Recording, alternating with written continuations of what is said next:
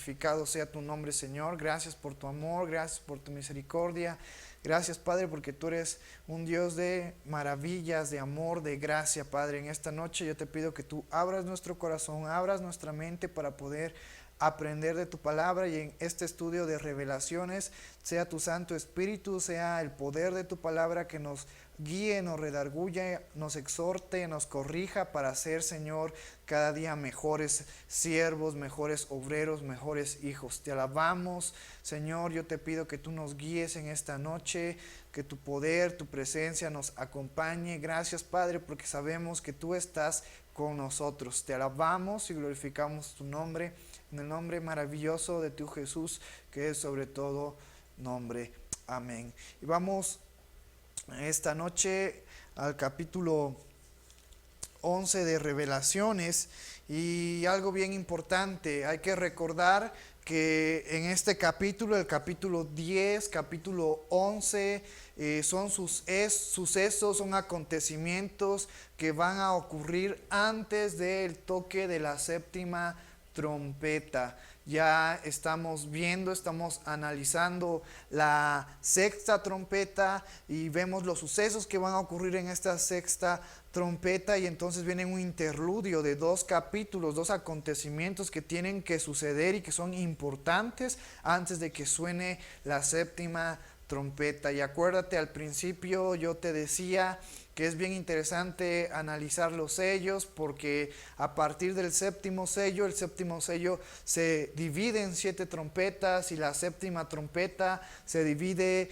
en 7 copas de ira. Entonces vamos a ver cómo el juicio de Dios ya está tocando a la población, a la humanidad que en ese tiempo está viviendo. Y te recuerdo una vez más, en estos tiempos de los cuales estamos hablando, la iglesia ya no va a estar presente, porque Pablo nos dice que nosotros como creyentes hemos sido reconciliados y hemos sido librados de la ira de Dios sobre aquella humanidad pecadora que rechazó su nombre. Entonces la iglesia ya no va a estar, pero ese no es un motivo para confiarnos y decirnos entonces, como no vamos a estar en estos tiempos, hay que divertirnos, no hay que tomar en cuenta revelaciones. Pero es bien importante que como creyentes permanezcamos firmes, confiando y creciendo espiritualmente, en que este libro de revelaciones nos ayude, nos motive a seguir adelante, a tener amor para con aquellos que no conocen a Cristo, para con aquellos que no han sido salvos, para con aquellos que no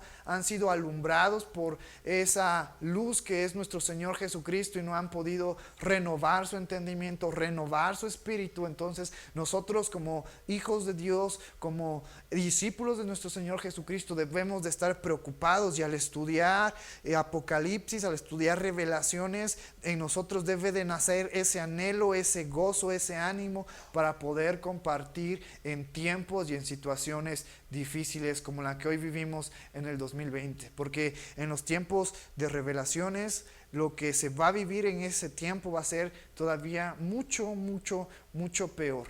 Y nosotros debemos de tener esa gracia y esa misericordia para compartir el amor de Dios con las demás personas. Entonces, te recuerdo, estos 2 capítulos 10 y 11 son un interludio, son acontecimientos que van a ocurrir antes de la séptima trompeta. Entonces, en el capítulo 10, versículo 11, nos quedamos cuando el ángel con el librito le dijo a Juan: es necesario que profetices otra vez sobre muchos pueblos, naciones, lenguas y reyes. Entonces vemos que aún hay más sucesos que van a acontecer, hay más sucesos que se le ordena a Juan que profetice, y vamos a ver parte de ellos en esta noche. Vamos al versículo 1 del capítulo 11 y vamos a ver qué es lo que Dios tiene preparado para nosotros en este tiempo. Dice así el versículo 1: entonces me fue dada una caña semejante a una vara de medir,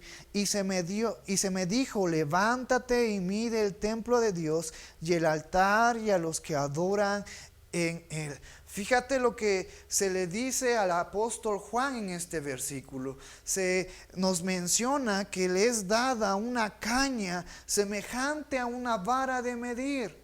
Y se le pide, se le ordena, se le manda que mida el templo de Dios, que mida el altar y que mida a los que adoran en él. Entonces es interesante saber que a Juan le mandan a medir el templo, el altar y los que adoran en él, es decir, a las personas que se encuentran en él. Nosotros a la primera leída o a primera vista podemos pensar que cuando se hace mención del templo de Dios pudiera referirse a una manera figurada, como un símbolo de la iglesia o como un símbolo del creyente. Pues aunque la iglesia ya no va a estar presente en este tiempo, vamos a ver más adelante que van a haber dos tipos de creyentes en este tiempo. Y podemos tomar como referencia dos versículos de la Biblia. Efesios capítulo 2, versículos 19 al 21 nos dice, hablando el apóstol Pablo a la iglesia en Éfeso, le dice: así que ya no sois extranjeros ni advenedizos, sino conciudadanos de los santos y miembros de la familia de Dios, edificados sobre el fundamento de los apóstoles y profetas, siendo la principal piedra del ángulo Jesucristo mismo, en quien todo el edificio, bien coordinado, va creciendo para ser un templo santo en el Señor. Vamos a ver qué nos dice Primera de Pedro capítulo 2 versículo 5. Vosotros también, como piedras vivas, sed edificados como casa espiritual y sacerdocio santo, para ofrecer sacrificios espirituales aceptables a Dios por medio de Jesucristo. Aquí tanto el apóstol Pablo como el apóstol Pedro nos están dando a entender que el creyente es el templo de Dios y que debemos de cuidarnos y que debemos de crecer espiritualmente y que debemos de santificarnos, porque ahora nosotros somos templo de Dios. En el Antiguo Testamento la presencia de Dios se manifestaba en el santuario. Pero cuando viene Jesucristo, Él viene a acercarnos a Dios y ahora tú y yo somos templo de Dios vivo. Por eso a primera lectura podríamos confundirnos y decir, en este versículo se está hablando de una manera figurada. Pero no, en esta palabra, en estos versículos, cuando se menciona el templo de Dios y que Juan tiene que medir el templo de Dios, está hablando de una manera literal. Es un templo que tiene una profecía y este templo está ubicado en Jerusalén. ¿Cuál es este templo? Pues es aquel templo que cuando Jesucristo asciende a los cielos en el año 70, viene el emperador o el comandante Tito y ataca a la ciudad de Jerusalén, rodea a la ciudad de Jerusalén y destruye todo lo que hay en su paso. Destruye todo lo que había en la ciudad de Jerusalén. Dentro de la ciudad de Jerusalén se encontraba el templo de Jerusalén, el templo de los judíos, el que más lo representaba, y ese templo fue destruido y pasan los años y se hace una mezquita por los musulmanes y ahora se cree que el templo de Jerusalén está por debajo de esta mezquita. Entonces más adelante vamos a hablar la importancia de ese templo, pero en este versículo se nos está mencionando de ese templo que en el año 70 después de Cristo fue derrumbado, fue destruido y es parte de una profecía. Fíjate lo que nos dice Daniel capítulo 9 versículo 27. Y por otra semana confirmará el pacto con muchos. A la mitad de la semana hará cesar el sacrificio y la ofrenda. Después, con la muchedumbre de las abominaciones vendrá el desolador, hasta que venga la consumación y lo que está determinado se derrame sobre el consolador. Pero en este versículo que leímos nos habla acerca de que se hará de cesar el sacrificio y la ofrenda. ¿En dónde? Pues en el templo de Jerusalén, el templo en el cual se está haciendo referencia en este versículo 1 del capítulo 11 de Apocalipsis. Vamos más adelante a Daniel capítulo 11 versículo 31. Y se levantará de sus partes tropas que profanarán el santuario y la fortaleza y quitarán el continuo sacrificio y pondrán la abominación desoladora. Aquí se nos explica un poco más específico. Se nos dice que se va a levantar tropas y que van a profanar el santuario. ¿Cuál es el santuario? El templo de Jerusalén. Y dice que también la fortaleza, es decir, la ciudad de Jerusalén y quitarán el continuo sacrificio y pondrán la abominación desoladora. Esta es la profecía, que antes de que Jesucristo venga por segunda vez a la tierra a reinar y nosotros junto con él, tienen que pasar estos sucesos, tiene que estar la abominación desoladora en el templo de Jerusalén. Vamos a ver qué nos dice el capítulo 12 versículo 11 también de Daniel. Y desde el tiempo que se ha quitado el continuo sacrificio hasta la abominación desoladora, habrá 1290 días. Aquí se nos hablan de días, pero lo importante en el contexto en el cual estamos hablando son las palabras del primer verso: y desde el tiempo que se ha quitado el continuo sacrificio. Es decir, para que haya un continuo sacrificio y este sea quitado, tiene que haber un templo. ¿Y cuál es ese templo? Es el templo de Jerusalén. Entonces podemos ver que este templo es parte de la profecía del cual a Juan se le manda a medir el templo de Jerusalén. Y tenemos otros dos versículos. Mateo capítulo 24 versículos 15 al 16 nos dice de la siguiente manera: por tanto, cuando veáis en el lugar santo a la abominación desoladora de que habló el profeta Daniel, el que lea entienda. Entonces los que están en Judea huyan a los montes.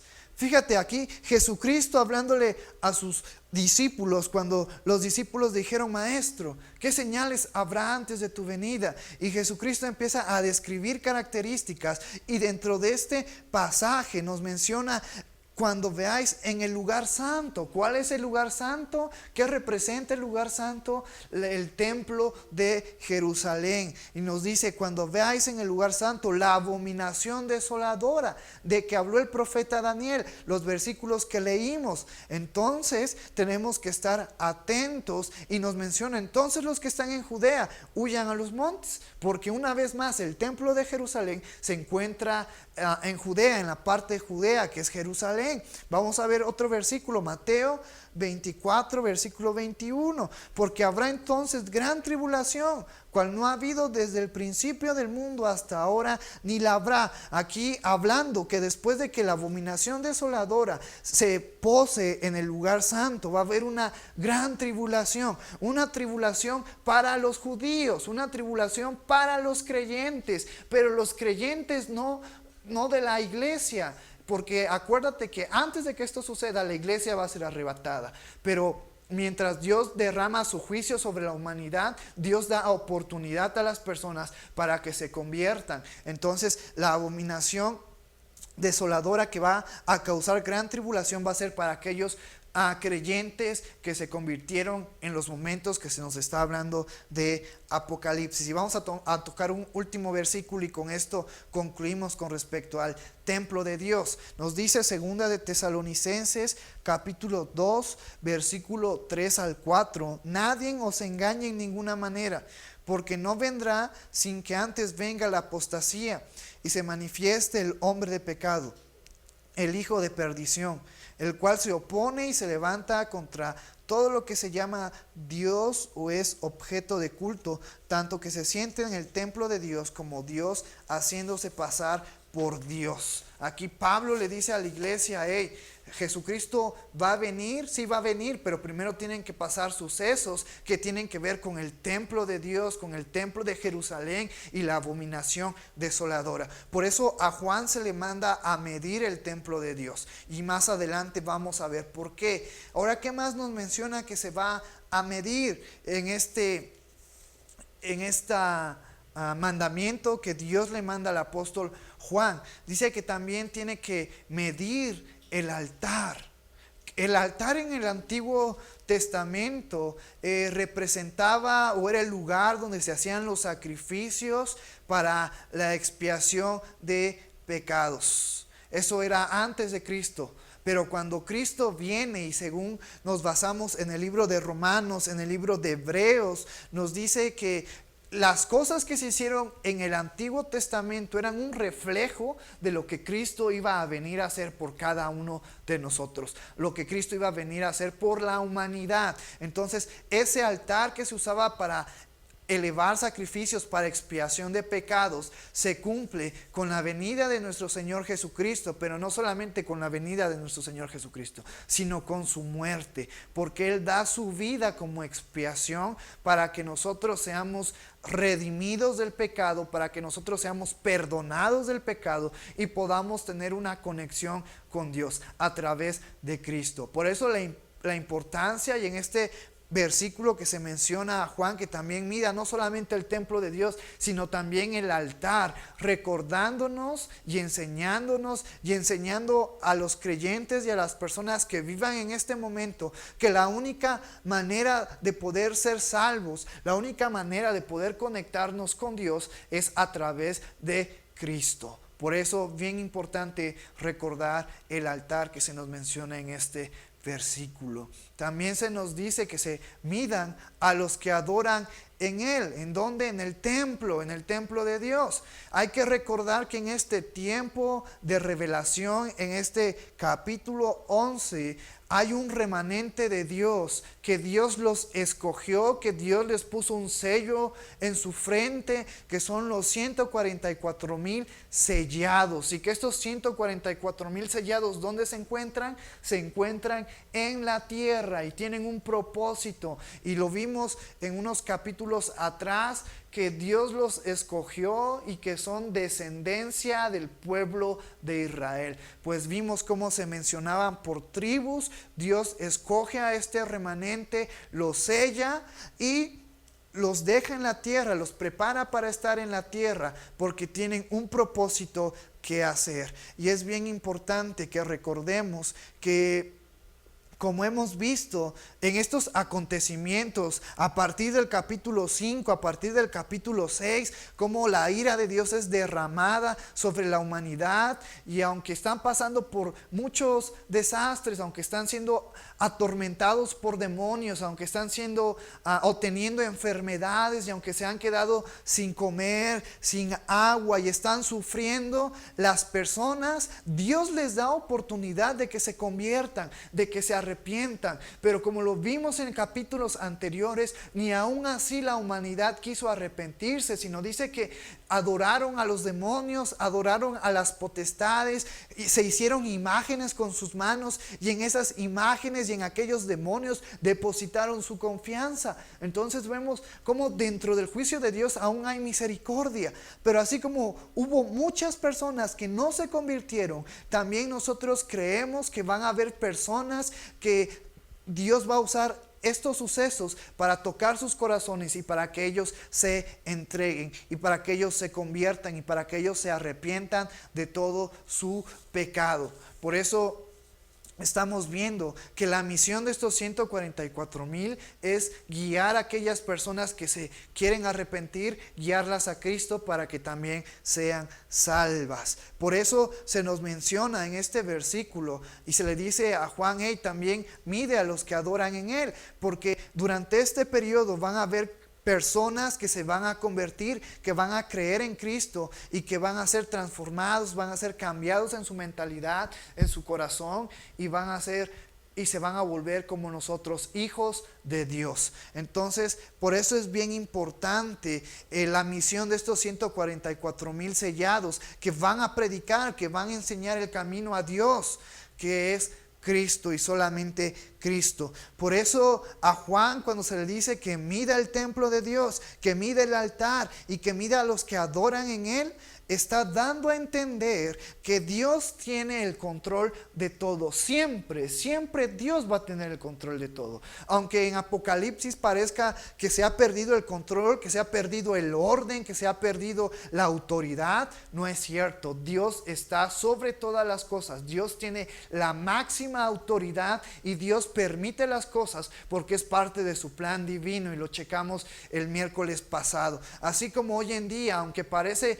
que Dios no está obrando sobre los países, sobre las personas, sobre el gobierno con respecto a esta pandemia, nos estamos equivocando. Todo aquel que piense en eso, Dios tiene el control y los tiempos de Dios son perfectos. Todo lo que está pasando hoy en día y todo lo que va a pasar en el tiempo de revelaciones, Dios va a tener el control de todo. Y también se nos está dando a entender que Dios va a guardar a sus hijos. Dios va a guardar a esos 144,000 sellados con la marca de Dios en su frente. Dios los va a guardar de todas estas abominaciones y de todo esto que está pasando en Apocalipsis. Pero no solamente a esos 144,000, sino también Dios va a guardar a todo creyente que se convierta en estos momentos duros, en estos momentos difíciles, porque Dios nunca nos va a desamparar. Y no importa la condición, no importa la situación por la cual estemos viviendo, Dios nunca nos va a dejar. Siempre va a ser nuestra fortaleza, siempre va a ser nuestro ayudador, nuestra fortaleza. Vamos a ver qué más nos dice el versículo 2. Pero el patio que está fuera del templo, déjalo aparte y no lo midas, porque ha sido entregado a los gentiles y ellos hollarán la ciudad santa 42 meses. Pero al apóstol Juan se le manda a no medir el patio. En este versículo nos dice que se le dijo al apóstol Juan: hey, pero no midas fuera del templo, déjalo aparte, no lo midas, porque ha sido entregado a los gentiles. Es importante reconocer que aunque Dios tiene el control de todas las cosas, Dios está dando permiso, Dios está dando autoridad a todos aquellos gentiles. ¿Quiénes son los gentiles? Bueno, son personas apartadas de Dios, es decir, personas que no son hijos de Dios. Y se le va a dar poder, se le va a dar autoridad para que destruyan, para que hagan destrozos en la ciudad santa. ¿Por cuánto tiempo? Por 42 meses. Dice que van a hollar la ciudad santa, es decir, Jerusalén. Van a tener autoridad para poder obrar sobre la ciudad santa, sobre Jerusalén, sobre incluso el patio del templo. Por 42 meses, que son 3 años y medio. Y aquí quiero hacer un paréntesis, porque a partir de estos capítulos que estamos estudiando, a partir del capítulo 11 se nos mencionan 42 meses, que son 3 años y medio. ¿Qué tiene que ver este número? Lo vimos al principio del estudio de Apocalipsis. Estos 42 meses o los 3 años y medio son la mitad del periodo de tribulación de 7 años que se nos habla con respecto a la última semana de las 70 semanas de Daniel. Por eso es bien interesante, y si tú estuviste en el estudio al principio de Revelaciones, cuando tocamos este punto, vas a poder entender un poco mejor lo que vamos a estar estudiando a partir de aquí. Pero no te preocupes, si tú no estuviste en el estudio que tuvimos de las 70 semanas de Daniel, más adelante vamos a volver a estudiar las 70 semanas para aquellos que no pudieron escuchar ni pudieron estar con nosotros en el estudio. Probablemente el próximo miércoles vamos a hacer un resumen de todo lo que hemos visto. Ya van 11 capítulos que estamos viendo, y vamos a volver a tocar este tema de las 70 semanas de Daniel, del anticristo, para poder entender a partir de estos versículos los sucesos de una manera más clara. Entonces, hay que recordar que dentro de esta semana de Daniel, que son 7 años, durante esta semana, durante este periodo, el anticristo va a seguir engañando a muchos, y el anticristo va a hacer muchas actividades, tiene trabajo por hacer para engañar a muchas personas, para poder engañarlas y poder confundirlas. Y como leímos en versículos anteriores y en Tesalonicenses y en Mateo, la abominación desoladora va a engañar a muchos, y es parte que este suceso acontezca antes de que Jesucristo venga. Por eso lo importante de reconocer el templo de Dios, porque hoy en día, si nosotros vemos un poco de historia, hay judíos que están interesados en poder levantar y reconstruir una vez más el templo de Jerusalén. Pero ahorita no pueden, por más que quieran. A lo mejor tienen ya los recursos, tienen ya los planos para volver a reconstruir el templo de Jerusalén como era antes, pero ahorita hay un obstáculo. Ese obstáculo son los musulmanes y la mezquita que está y que se cree que está por encima de el templo. Entonces, así a grandes rasgos, lo que va a venir a ser el anticristo, conforme a lo que hemos estado leyendo en Daniel, en Mateo, él va a traer una paz mundial, y podemos verlo de una manera bien rápida con respecto al capítulo 6, versículo 1 y 2 de Apocalipsis, cuando son abiertos los sellos, y en específico el primer sello. Vamos a darle una lectura. Dice: vi cuando el Cordero abrió uno de los sellos, y oí uno de los 4 seres vivientes decir como con voz de trueno: ven y mira. Y miré, y aquí un caballo blanco, y el que lo montaba tenía un arco, y le fue dada una corona, y salió venciendo y para vencer. Muchos creeríamos que está hablando de Jesucristo, pero en este sello, cuando el primer sello es abierto, está hablando del anticristo. Y fíjate lo que nos dice este versículo: y el que lo montaba tenía un arco, y le fue dada una corona, y salió venciendo y para vencer. El anticristo va a tener tanta autoridad en estos tiempos que va a lograr una paz entre los judíos y entre los gentiles, que va a lograr una paz entre los judíos y los musulmanes, entre los judíos y todo aquel que aborrece a los judíos. Tanta va a ser la paz, tanto lo van a admirar al anticristo, que él va a hacer que esa mezquita que se encuentra por arriba del templo sea quitada, y entonces sí, los judíos puedan edificar el templo que en este versículo 1 de Apocalipsis 11 se le manda al apóstol Juan a medirlo, porque es parte de la profecía que se vuelva a levantar el templo de Jerusalén, y después el anticristo traiga la abominación desoladora al altar, es decir, adentro del templo de Jerusalén. Por eso es bien importante, y por eso se nos hace mención que la parte de afuera del templo no se ha medido, sino que no se ha medido porque ha sido entregado a los gentiles. Porque hoy en día también se cree que en este versículo se nos habla de ese sentido de no medir la parte de afuera del templo, porque una teoría que está tomando mucha fuerza ahorita y solo falta confirmarla es que el templo de Jerusalén se encuentra al lado norte de esta mezquita. Y si se construyese el templo quedaría al norte de la mezquita.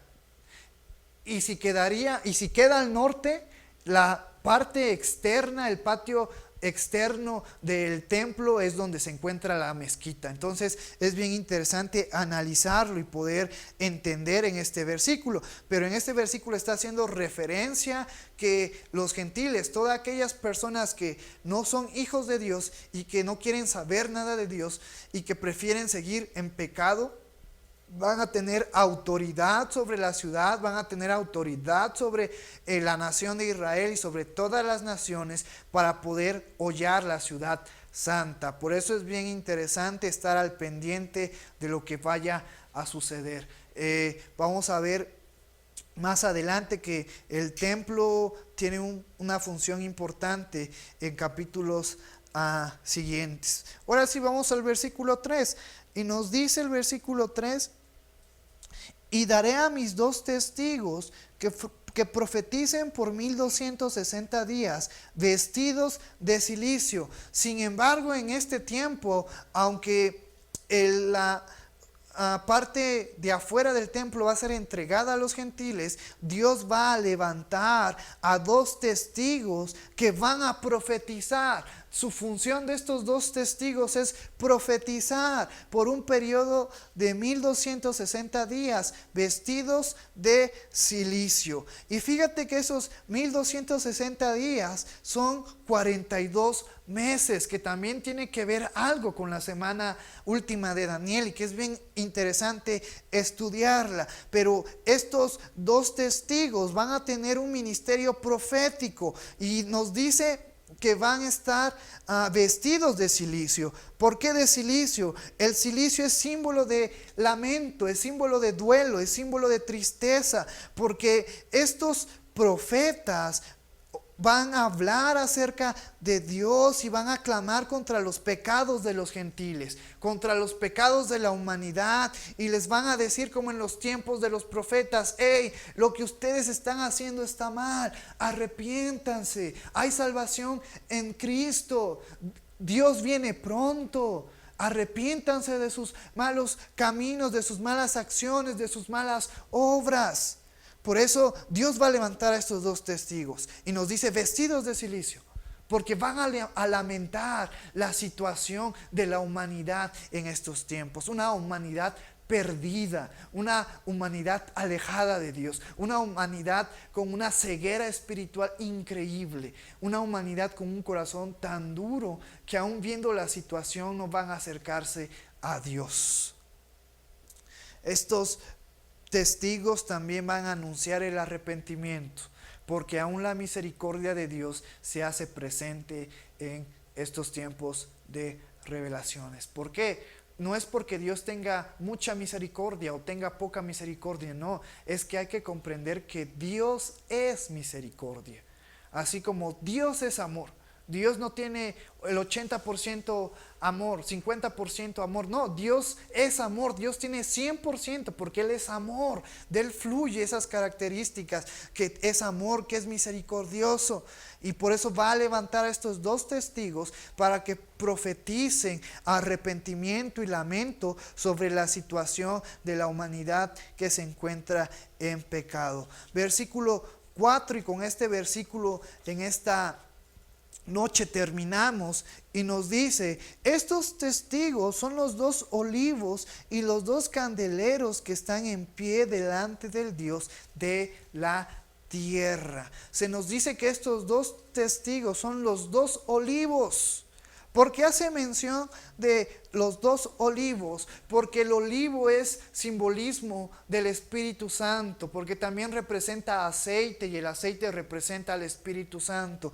Es decir, estos dos testigos van a estar llenos completamente del Espíritu Santo. Van a obrar, van a hacer grandes cosas porque el Espíritu Santo reposa en ellos. Pero también se nos dice adelante en este versículo: y los dos candeleros que están en pie delante de Dios de la tierra. No solamente se le representa como los dos olivos, sino también como los dos candeleros. ¿Por qué? Porque van a dar testimonio de la luz. Acuérdate que un candelero es una lámpara, hoy en día puede ser un foco que alumbra en medio de la oscuridad para poder ver, para poder andar. Y el domingo pasado vimos que nosotros somos luz del mundo, porque por medio de nosotros Dios nos usa para poder guiar a las personas a Cristo. Y en esta ocasión, en este versículo 4, estos dos testigos que van a estar llenos del Espíritu Santo,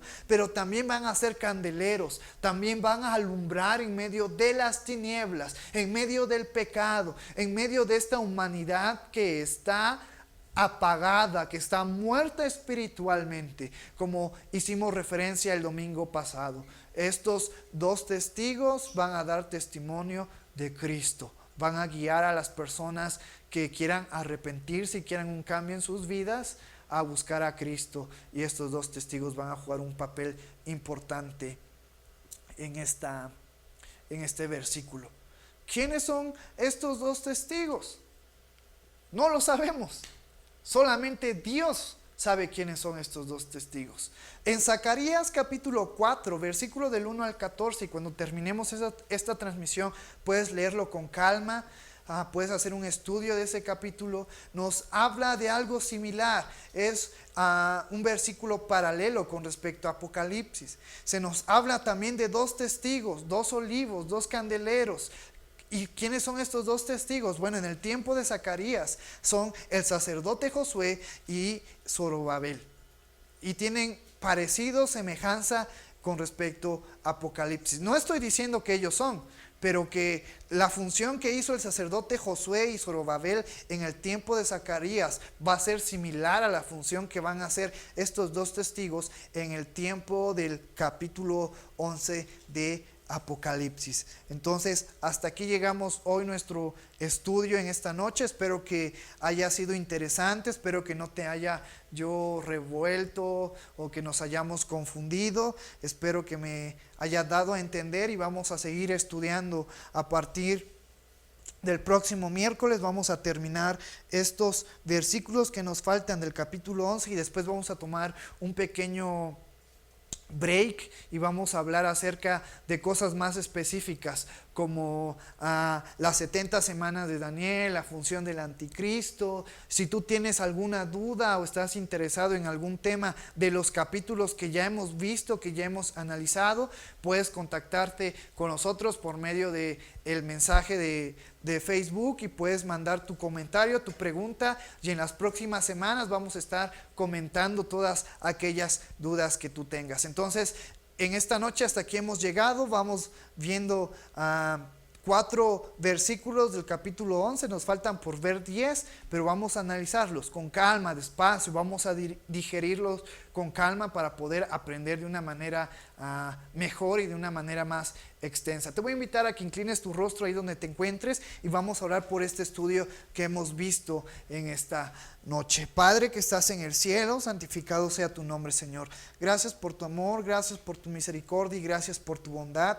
Gracias por esta bella noche que tú nos permites poder, Señor, estar juntos en espíritu, Señor. Yo sé que tu Santo Espíritu nos conecta a ti, Señor, que nos une como hermanos y podemos aprender y podemos, Señor, estudiar el libro de Revelaciones. Yo te pido que tú sigas alumbrando nuestro entendimiento, sigas dando, Señor, sabiduría para poder comprender tu palabra, Señor. Sabemos que podemos aprender de una manera correcta si somos guiados por tu Santo Espíritu, Señor. Gracias por esta noche. Yo te pido que tú nos alientes a seguir adelante, nos motives a seguir adelante. Te amamos, Señor. Gracias porque tú nos has amado primero. Gracias, Señor, porque nos dejaste este libro para poder animarnos, poder motivarnos, para poder, Señor, hablarles al mundo que tu venida está cerca y que todo aquel que está en ti, tú lo vas a guardar y tú lo vas a cuidar de las cosas venideras, Señor, que han de venir sobre la humanidad. Te alabamos y glorificamos tu nombre en esta hermosa noche. Gracias por tu amor, gracias por tu misericordia, pues tú eres bueno, tú eres maravilloso. En el nombre dulce y maravilloso nombre de tu Jesús, te damos las gracias, Señor. Amén.